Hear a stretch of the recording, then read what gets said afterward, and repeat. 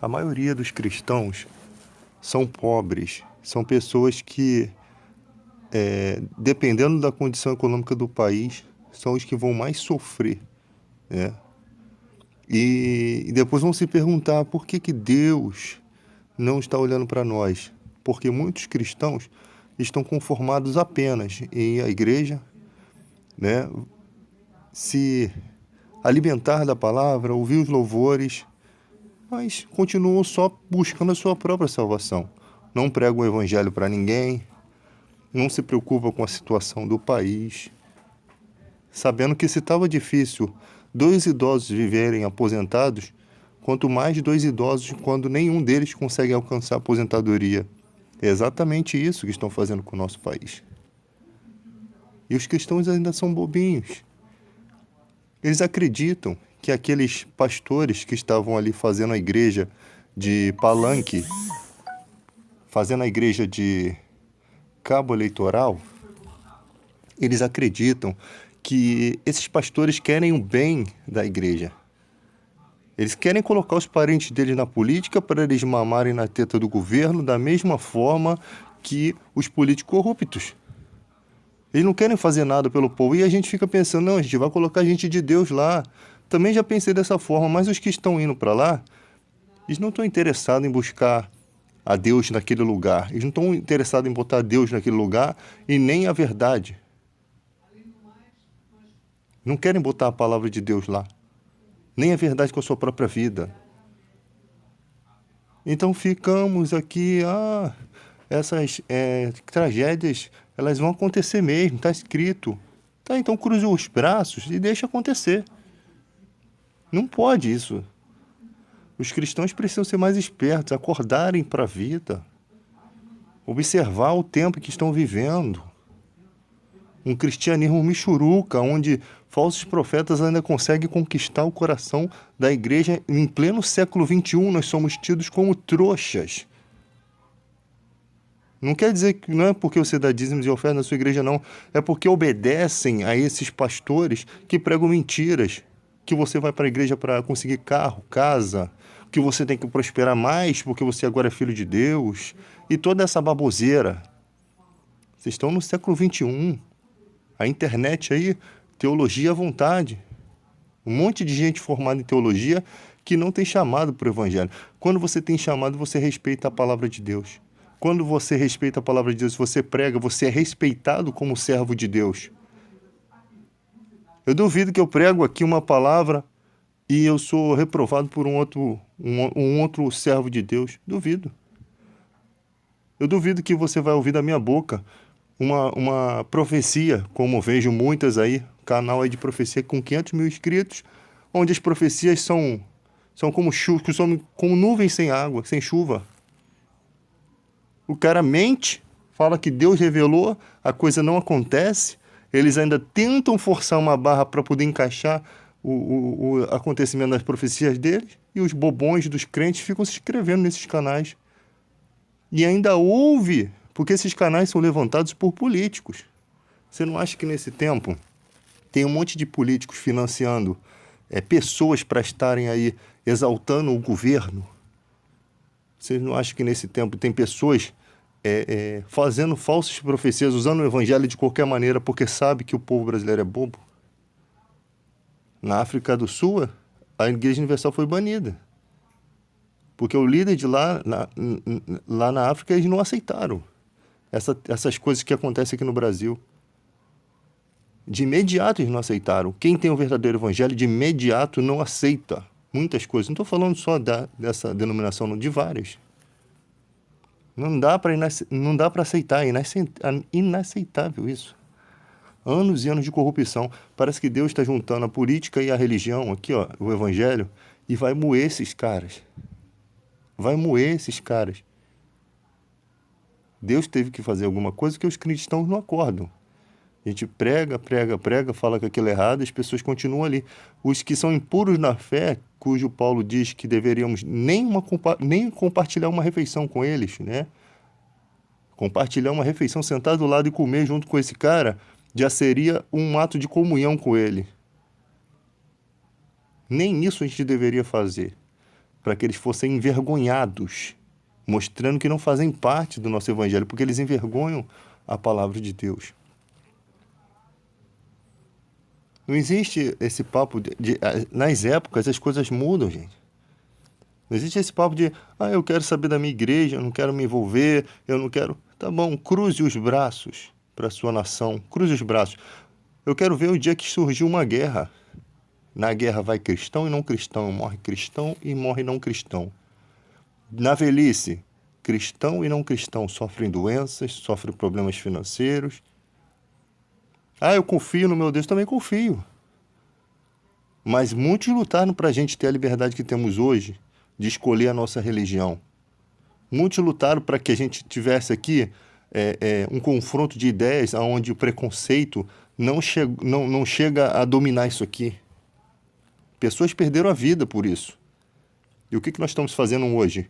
Com todo o nosso bem-estar, se conformando, se acomodando e não usando nem os nossos argumentos, nem perdendo o nosso tempo para argumentar, porque não, estamos vivendo aqui, estou servindo a Jesus Cristo somente aqui, e é isso que importa, eu ser salvo, minha família ser salva, e o resto que se dane.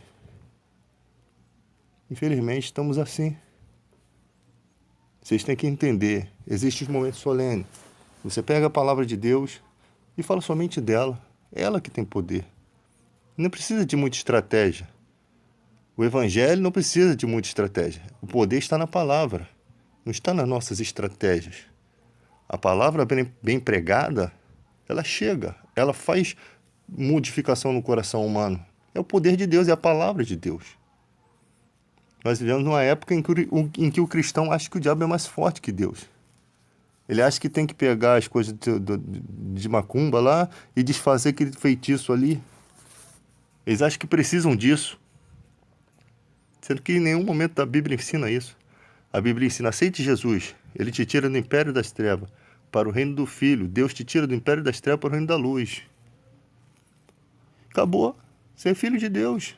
É por isso que muita gente debocha da gente. Pô, eles têm um Deus que dizem que é um Deus forte, mas vivem fugindo do mal. Há um tempo atrás, algumas igrejas faziam, nas suas orações, mandavam os fiéis pisar na cabeça do diabo. E ficava todo mundo igual uns imbecis, pisando, literalmente, sapateando a igreja, pensando em estar pisando na cabeça do diabo. Acho que o diabo deve estar dando altas gargalhadas com isso.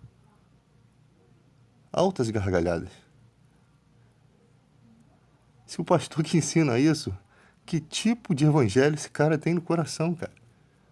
Que tipo de cristão? Eu ficava de braços cruzados, desde novo eu ficava de braços cruzados, observando. Isso não tem nada a ver, gente. Pisar na cabeça do diabo, esse povo tá maluco.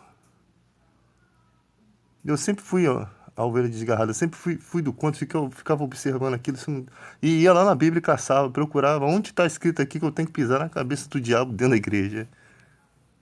É a nossa vida que pisa na cabeça do diabo. São as nossas atitudes. Porque não adianta você estar sapateando lá dentro da igreja e aqui fora o diabo está sapateando na tua vida. É o que acontece na vida de muitos cristãos. Tínhamos um grande pastor, não sei o que lá, Swagger. Ele criticava várias igrejas. As críticas deles eram corretas, firmes, e realmente era verdade. E foi pego saindo do motel com uma prostituta. Não significa que aquele homem não serve mais para nada, ou que tudo que ele fez não serviu mais para nada, porque é assim que os cristãos fazem. Você hoje está pregando, amanhã você não serve mais para nada, porque você cometeu um erro. É lógico que ele tinha que ter responsabilidade sobre o cargo dele. Mas com as lutas, vêm as batalhas contra a nossa vida também. Quanto mais é dado, mais é cobrado, não está escrito? Você vê que o nível espiritual de Paulo, que Deus queria elevá-lo a um nível tão espiritual que colocou um espinho na carne dele. Permitia que ele sofresse situações na vida para aperfeiçoar a fé nas fraquezas, porque sabia que tinha que ser nas fraquezas. Pelas coisas grandíssimas que Deus revelou a Paulo, que foi arrebatado ao terceiro céu e viu coisas inefáveis, ouviu coisas que não era lícito ao homem.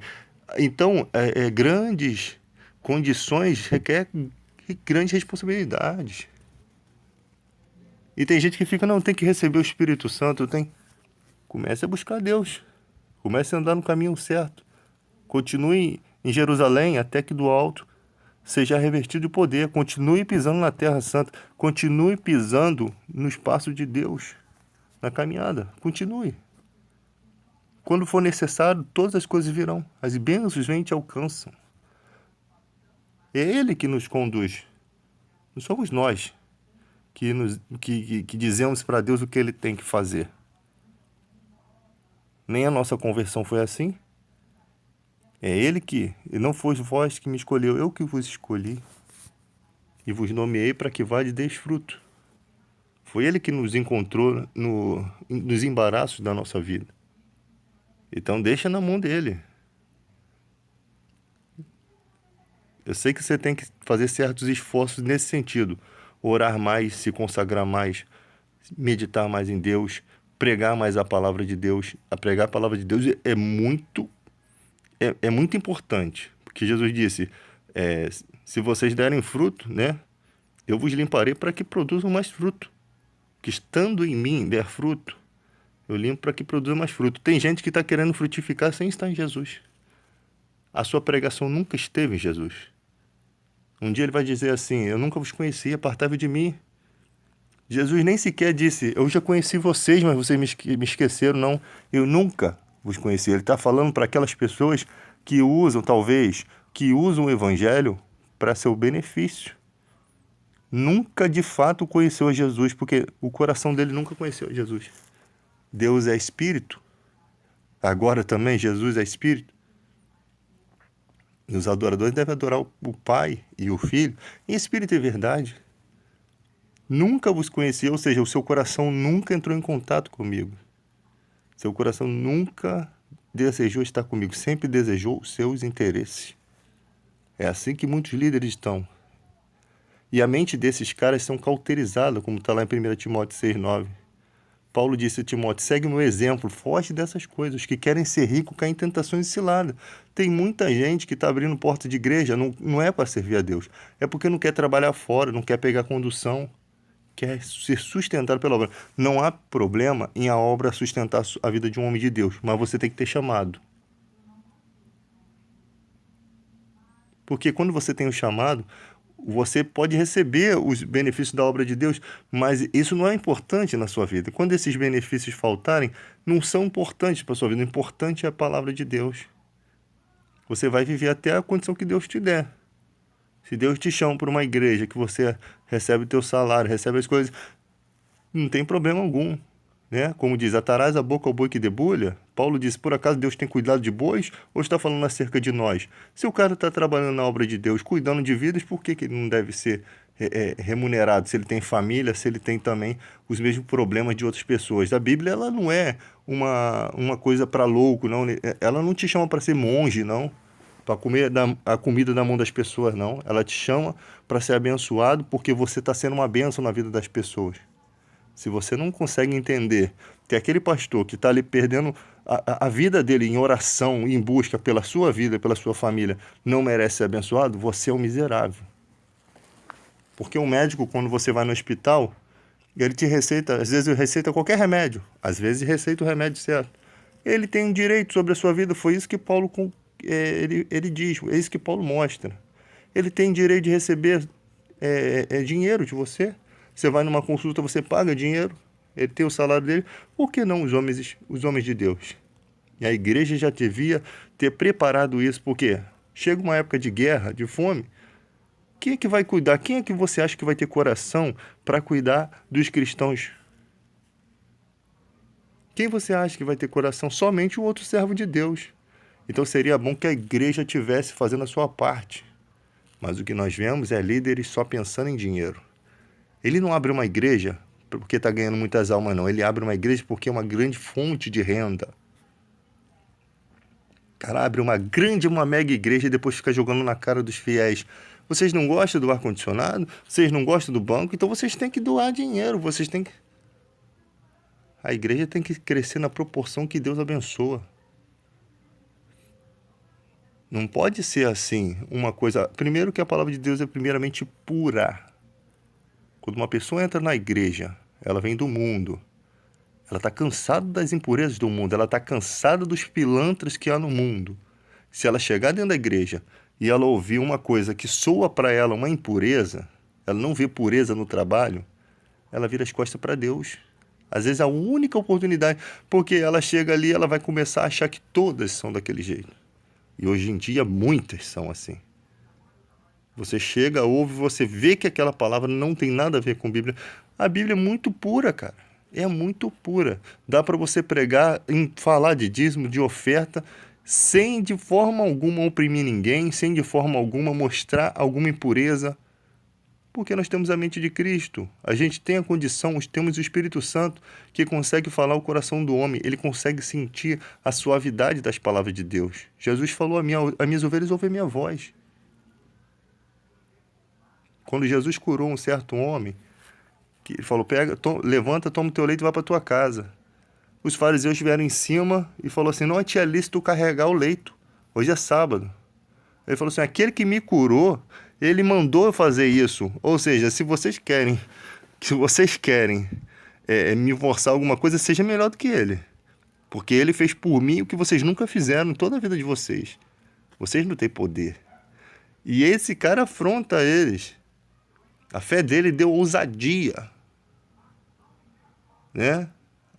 O outro cego, chamaram os pais do cara. Ele é cego de nascença mesmo? Sim, ele é cego, mas os pais tiraram a responsabilidade com medo. Mas ele é grande, ele já é adulto, ele responde por si. Os pais, naquela condição frágil de ser oprimido, deixaram na mão dele e falou, eu me admiro de vocês, que são as autoridades, não saber quem é esse cara que está curando todo mundo. Me admiro. Se vocês são servos de Deus, tipo desse jeito aqui. Dessa maneira aqui. Aí os fariseus, você é todo imundo, você é todo filho do diabo, porque ele no caso era cego, eles acreditavam que a doença era uma maldição e que a prosperidade era porque Deus estava abençoando a pessoa. Então, doença era símbolo de pecado naquela época. E aquele homem afrontou também, porque a fé dá ousadia. Agora vocês vão explicar aqui. É isso que acontece quando muita gente sai da igreja, de uma igreja que foi explorado. Aí ele quer explicação por que explorou a fé dele. Ele quer essa explicação. E ele se torna a pedra no sapato dessas pessoas. Isso é muito bom. Porque se não tivesse essas pessoas, outras não despertariam. Então é assim que é o Evangelho. Ele é puro. No momento que nós estamos conversando aqui, tem um monte de gente sofrendo. Você já fez uma oração? Já colocou na internet? Você já leu um salmo e colocou na internet? Você já pegou uma passagem que Deus falou contigo e colocou na internet? Você tem vergonha de Deus? Você tem vergonha de falar da Bíblia? Você tem vergonha? É nisso que você tem que lutar. Não existe vergonha. Não pode se envergonhar de Deus. Tem gente colocando coisas na Bíblia, na internet, porque quer ser visto como homem de Deus, quer cobrar para pregar em outros lugares, quer ser financiado. Tem mercenários da fé, sempre tiveram. Muitos não estou falando que são todos, mas muitos não são pessoas que estão ali pela sua vida, estão pela vida delas. É hora de acordar, gente. É hora de acordar e verificar. As críticas são muito importantes. Desde que elas respeitem alguns parâmetros, elas são muito importantes. A Bíblia é muito pura. Abra sua Bíblia. Leia um salmo. Comece a dedicar tempo a Deus. No momento que você sai dali, você vê a suavidade, como é que está o seu coração, como é que está o seu dia. Parece que você fez uma limpeza dentro de você. Na sua mente. As coisas que te perturbavam se tornam pequenos problemas, os gigantes já se tornam pequenos. Por quê? Porque Deus é maior no nosso coração. A gente não consegue perceber isso quando a gente está no mundo. Brigamos por coisas sem sentido, perdemos muito tempo de vida com coisas banais, não aproveitamos as coisas boas que Deus nos deu, nossa família, até a nossa própria casa, os nossos amigos. A gente está sempre buscando outras coisas para preencher esse tempo. Tem gente perdendo tempo com palavra cruzada a vida toda. Ele quer saber o nome de todos os artistas de novela. Que proveito tem isso, gente? Às vezes eu fico vendo esse show do Silvio Santos aí, de pergunta. Tem gente que quer se mostrar muito inteligente. Até nisso a pessoa é tola, porque se enche de conhecimentos em vão. Coisas que nunca vai servir para quase nada, não serve para quase nada. Podendo estar se enchendo de coisas espirituais, de oração, buscando o profundo e o secreto de Deus, alcançando coisas que nenhum homem alcança. As pessoas perdem tempo com besteira. Não quer dizer que você não possa ter o seu momento de prazer, de entretenimento, fazer as coisas que você gosta, desde que haja pureza nisso, lógico. Mas você tem que dedicar tempo e esforço a Deus. Se você quer, né, fazer isso, se você quiser, o Evangelho é convidativo, é um convite para a sua alma. Vinde a mim, os que estáis cansados e oprimidos, eu vos aliviarei. Meu fardo é leve, meu jugo é suave. Aprendei-vos de mim, que sou manso e humilde de coração. Então, as palavras de Jesus são muito nítidas. Vinde a mim. Quer vir a mim? Meu fardo é leve. Você vai encontrar, você vai encontrar conforto para sua alma. E a pessoa prefere ir na vizinha, ouvir uma fofoca. Prefere ouvir uma mensagem da boca de outra. E quando está tudo perdido, ela vem buscar a Deus. Ela vem desesperada aqui. E Deus ainda é misericordioso, né? Ele ainda trata com bondade, mas a pessoa não cresce. A pessoa não cresce espiritualmente, fica como uma criança. Faz tudo de errado. Eu já vi muita gente. Tem gente que se prostitui na vida e quando acaba da sua sujeira, vai, liga um louvor como se nada tivesse acontecido, fica ouvindo a palavra de Deus. No outro dia, 3, 4 homens dentro de casa, ter relação sexual, e depois, quando eles saem, quer se purificar espiritualmente, bota um louvor. Isso é uma afronta. Isso eu falo de homem e de mulher, tá? Que fazem isso. Algumas pessoas fazem isso. E eu fiquei... Teve uma situação que eu fiquei observando, eu falei, meu Deus, como é que tá cego a pessoa? Não consegue entender que aquilo não... É uma hipocrisia deslavada. Infelizmente, tem gente que é assim. Como a prostituta come, limpa a boca e diz, eu não cometi erro algum. Ela começa a acreditar nas próprias verdades do coração dela. Ela começa a crer que realmente não fez nada de errado. Se você chegou a essa condição, você está muito perdido. Você não é capaz mais de reconhecer que você precisa de consertar aquele caminho. Então você vai convivendo com as raposinhas que causam danos à vinha, com as pequenas coisas. Logo virá um grande baque na sua vida, uma doença, uma seta do inimigo contra a sua vida. Logo virá. Você está servindo como oferta do mal para o pecado, como se o mal fizesse através da sua vida um sacrifício para envergonhar a Deus. O mal sempre está tentando colocar a gente contra Deus. A nossa carne, a nossa natureza já não contribui muito para a nossa vida espiritual. E ele sabe disso. Então, tem a ação do mal, tem a sua imaturidade espiritual, né? A sua loucura. E aí o mal sabe que tem uma pequena vantagem, porque o ser humano ele não tem uma tendência de voltar a Deus, né? Ele tem uma certa vantagem. Mas quando chega a esse ponto de você já não mais reconhecer os seus próprios erros, né? Às vezes você está ministrando aqui a palavra, o cara está ali arrependendo. Deus, o Senhor está me mostrando isso, está falando comigo. Acabou a oração e se esqueceu. Se esqueceu de tudo que ouviu. Ele pensou em colocar em prática. Olha na vida de Zaqueu.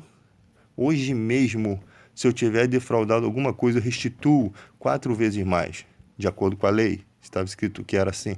E ainda divido metade dos meus bens aos pobres. Ou seja, além disso, eu ainda vou ofertar algo a Deus. Vou fazer pelo necessitado uma grande oferta para Deus. Vou ajudar os pobres com a metade dos meus bens. Ele sabe o que é isso? Onde abundou o pecado, superabundou a graça de Deus. É o mesmo espírito do rei Davi. O rei Davi poderia ter um campo de um certo servo. E o servo ofereceu esse lugar, que o rei Davi precisava desse campo.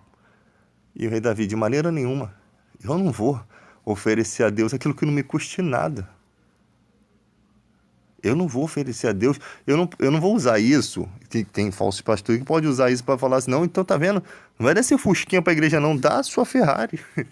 Você tá entendendo? Não é isso. Não é isso. A palavra de Deus é pura. Significa que Davi, ele não se aproveitava das pessoas. O objetivo dele era adorar a Deus. Ele não ia fazer isso através de deixar uma má impressão na vida daquele servo. Porque hoje o servo está doando o campo, né? Porque ele era o rei. Você não sabe o que passa no coração do homem. Se ele está fazendo isso para ficar bem com o rei, se ele está fazendo isso. Mas a má impressão que você vai ter no futuro quando você passa uma necessidade. Poxa, aquele rei podia ter pago o meu terreno. Mas não, ele tomou mesmo. Ofereci de repente, sabe quando você está comendo a comida assim, que você não tem, aí você, por gentileza, oferece? Você quer almoçar servido? Aí a pessoa, sim, mas você só tinha aquela, você só falou por educação. É exatamente o que poderia estar acontecendo ali. E o rei Davi, não. Quanto é que é o campo? Com certeza ele abençoou muito mais do que era o valor do campo. E ele pagou. Ele não, de maneira nenhuma, eu vou oferecer a Deus aquilo que não me custe nada. Vamos aprender. As escrituras estão cheias desse tipo de coisa. Quando o profeta vinha se lamentando, o Senhor foi perseguido, mataram todos os profetas, só sobrou a mim. Não, negativo. Ela tem 150 aí que eu guardei para mim, para minha honra. Quando você pensa que você está sozinho, pensa que Deus está movendo outras coisas. Existe uma passagem no Novo Testamento, quando Jesus manda os discípulos à procura de um homem que carregava um cântaro de água. Onde era muito fácil achar um cara que carregava um cântaro de água, porque homens não faziam essa função, só mulheres. Então aquele homem deveria ser um cara diferente. Talvez despertou até a curiosidade dos discípulos isso. Depois descobriu-se ali naquele lugar o portão dos essênios, que era um monastério. O que é possível que Jesus conhecia um monge, que aquele homem fosse um monge, porque os monges faziam essa função de carregar água como as mulheres. Isso você só encontra em livro de teologia, você não vai achar isso na Bíblia. Isso você vai encontrar na história a respeito de escavações, cavações na Terra Santa ali e arqueologia bíblica, né? Então ela te dá ela amplia um pouco o seu conhecimento. Você imagina, Jesus tinha os 12 discípulos, mas ele tinha outros conhecimentos. É lógico que você não pode criar uma história e falar que aquele monge era não sei quem, e daqui a pouco você cria outra religião. Mas só para você ter ideia, né, que Jesus conheceu outras pessoas. Que Jesus tinha outros contatos. Né? Tinha pessoas que estavam entre contatos. Os discípulos conheceram aquele monge. Sabe-se lá se tiveram contato com aquele homem novamente? Sabe-se lá se ele fez parte das igrejas, né? Não cabe tudo na Bíblia. A outra questão é o altar, o Deus desconhecido, que Paulo encontra um altar que não tinha imagem, que eu já contei várias vezes isso. Também no livro de teologia tem isso. Uma grande praga que teve naquela cidade e todos clamavam seus deuses, as suas imagens de escultura, e ninguém dava, e nenhum deles dava a vitória. A praga não cessava. Até que chamaram um cara que conhecia um deus desconhecido chamado Epimênides. Esse cara era um filósofo da época e profeta. Ele conhecia um deus desconhecido, talvez porque já devia ter feito algumas coisas, alguns milagres, esse deus desconhecido, na vida desse homem. Então chamaram ele. Ele era um homem que alguém indicou. Então ele chega lá e ele fala, vamos clamar a um deus desconhecido, porque quem sabe existe um deus mais forte, mais poderoso, que vocês não conhecem. E eles começaram a clamar e Deus cessou a praga. Deus se revelou naquela cidade. Eles voltaram a viver na idolatria. Eles esqueceram em parte, mas eles homenagearam a Deus através de uma imagem sem rosto, sem nada. Ninguém servia. Isso significa que Deus criou uma forma de evangelismo naquele lugar que ninguém conhecia. Aquelas pessoas sabiam o que aconteceu naquela cidade através daquela imagem. Sempre lembraram do que Deus fez ali. Mas ninguém podia servir porque eles estavam acostumados a servir um Deus visível. Sabe por que isso? Porque a luz de Cristo não brilhou no coração deles. Eles eram incapazes de aceitar aquele Deus invisível. Eles tinham que ter alguém que eles encostassem a mão. E Deus permitiu que eles vivessem na ignorância. Entenda isso, porque Deus permite que muitos hoje em dia estejam adorando imagens, vivendo na ignorância. Não quer dizer que Deus os esqueceu. Não quer dizer que temos que odiá-lo. Não quer dizer que Deus vai lançá-los no inferno, gente. Quer dizer que não chegou o tempo deles ouvirem o Evangelho. Aprenda com o que a Escritura está mostrando para vocês. Você não tem que odiar o católico, porque o católico se ajoelha diante de Maria. Não tem que odiá-los. Você pode não aceitar as ideias, os argumentos dele, mas vocês têm que aprender a amar. Esses dias empurraram o padre Marcelo, uma menina com doença mental, empurrou o padre Marcelo de cima do altar. Será que vocês, crentes, gostariam que isso fosse feito?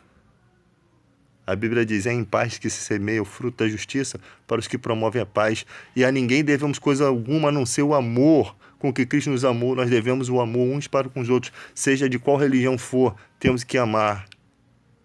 Tem pessoas que quando entra alguém com turbante no Guanabara, fica todo mundo olhando.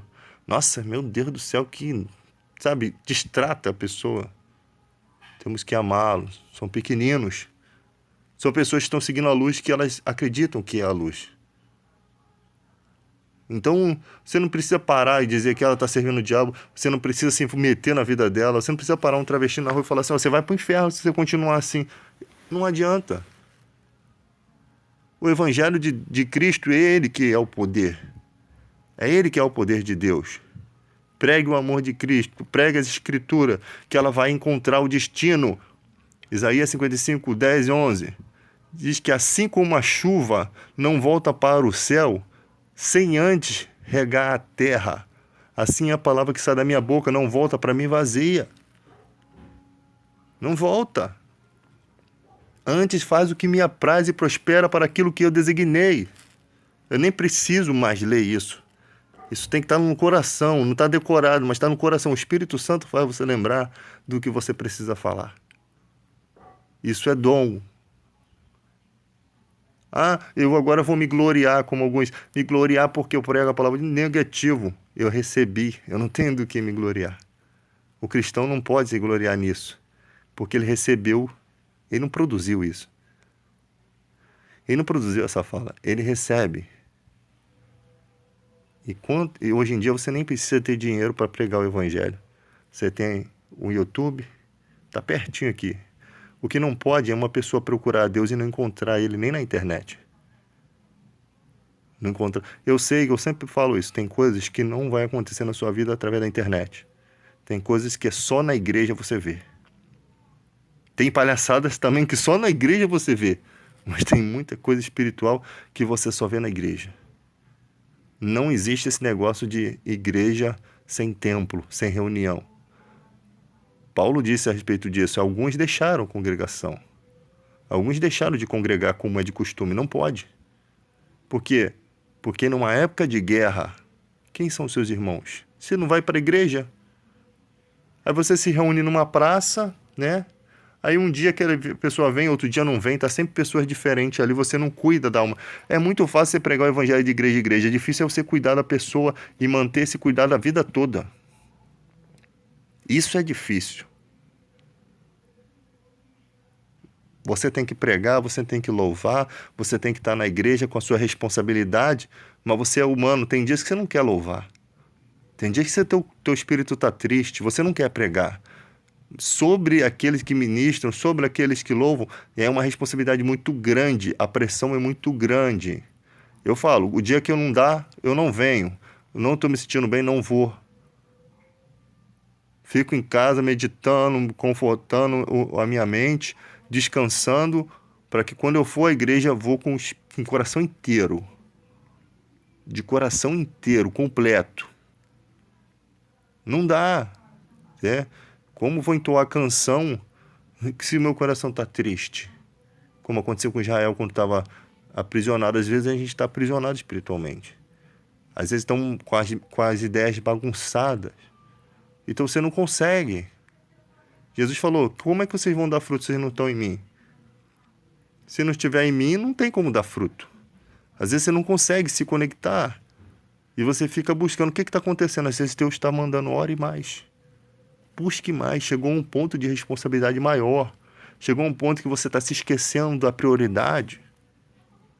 É por isso que essas coisas acontecem. Faltou a inclinação para o espírito, está faltando alguma coisa. Aonde você precisa crescer, porque grandes obstáculos, grandes desafios podem estar surgindo. E você precisa já ter derrotado um leão e um urso, como Davi, para depois você desafiar o Golias lá na frente. Não adianta enviar espias à Terra Prometida e se vocês não confiam. Como aconteceu lá, quando eles iam entrar na Terra Prometida, enviaram os espias, somente Josué e Caleb que tinham ainda mantido a fé. Vamos lá, Deus falou que vai dar a terra. Eles, não, Deus nos trouxe aqui para morrer. Deus não vai botar para a gente para guerrear contra gigantes, um povo de dura cerviz, que não entendeu que Deus vinha derrotando todos os desafios na vida deles. Era no frio do deserto, Deus se fazia uma coluna de fogo que aquecia eles. Era no calor do deserto, Deus botava nuvem até onde não tinha, fazia a água sair da rocha, cobria com nuvem o sol para que não molestasse demais eles. E eles viviam gemendo, murmurando. Teve uma vez que ficaram com tanta raiva, clamaram tanto por carne, porque estavam com saudade do Egito, que Deus mandou tanta codornize, né? Fez um vento soprar, levou tanta codornize que eles passaram até mal. Tem gente que está assim, passando mal, porque pediu tanta coisa a Deus, tanto, agora não consegue mais viver com aquilo que recebeu. Não consegue mais viver uma vida espiritual, está passando mal espiritualmente. Olha as dicas. E eles morreram tudo no deserto, só Josué e Caleb. O Caleb disse assim, eu estou com 80 anos, faz 40 anos que Deus fez a promessa, mas ela continua viva como se fosse hoje. Ela continua viva, a promessa de Deus. Pode você estar envelhecendo, o seu corpo está em corrupção, corrupção no caso é envelhecimento, né? Decadência da matéria. Pode você estar envelhecendo, mas o espírito renova-se a cada dia. A vitalidade de fé, Deus não deixa morrer. O espírito não envelhece. Pelo contrário, ele amadurece. Ele cresce. Davi chega no final da vida dele e disse, eu vou pelo caminho de todo homem. Será que as pessoas conseguem falar isso hoje em dia? As pessoas têm um pavor da morte. Você vai um dia pelo caminho de todo homem. Não adianta você ficar desesperado quando entra numa van, meu Deus, eu acho que eu vou morrer hoje, misericórdia. Ore a Deus sim, mas não fique desesperado não. Você vai pelo caminho de todo homem. Você chega no cemitério, você passa, você vê jovens, adultos, velhos, todos. Pessoas que nem tiveram chance de respirar direito aqui. Pessoas que nem sequer botaram o pé nesse solo. Pessoas que nem sequer tiveram adolescência, não tiveram fases de vida. E se foram. E um dia você vai dar um tapa dentro da cara da morte. Porque você vai ressuscitar. E onde está, ó morte, o seu agrilhão? Onde está a sua recompensa? Nós vamos ressuscitar com Cristo. A promessa é grande, a promessa é ressurreição, a promessa é coroa para reinar com Cristo. É muito grande a promessa que Deus tem para nós e é eterna. Você vai para Búzios quando? Uma vez na vida está na morte, né? Eu nunca fui. Mas tem gente que vai todo final de semana. Você imagina você viver num lugar muito mais lindo do que aquele lugar ali, que tem muitos lugares mais lindos, mas no céu uma coisa inefável e vai ser eterno, vai ser seu. Se a nossa casa, nosso tabernáculo se desfizer aqui, diz a Escritura, cremos que temos um edifício lá no céu, não feito por mãos humanas. E Jesus disse, vou preparar o lugar para que onde estiver, estejais vós também. Ele disse que nós éramos as ovelhas do aprisco, que não era daquele aprisco, somos nós, o futuro, as outras ovelhas. Ele também pensou em nós. E para concluir, Hebreus 13:8, Jesus Cristo é o mesmo ontem, hoje e eternamente. Usem o nome de Jesus. Testem o nome de Jesus. Façam prova. Porque na hora que Deus começar a fazer com que o nome de Jesus na sua boca funcione mesmo, porque ele funciona, muitas vezes você não vê o funcionamento, e muitas vezes você não tem maturidade para ainda ver curas, ver milagres. Você ainda não tem maturidade. Ele funciona no nome de Jesus, mas falta alguma coisa em você. Quando Deus começar a fazer, vai ser um desespero geral, porque a imprensa não vai conseguir entender. Talvez seja nesse momento que as igrejas vão ser perseguidas. Talvez. Nada Deus me revelou, mas eu acho que quando Deus começa a fazer as coisas aqui, é porque os cristãos estão preparados para as dificuldades. Está preparado para ver milagres, tem que estar preparado para a luta. Porque o mal não vai deixar barato.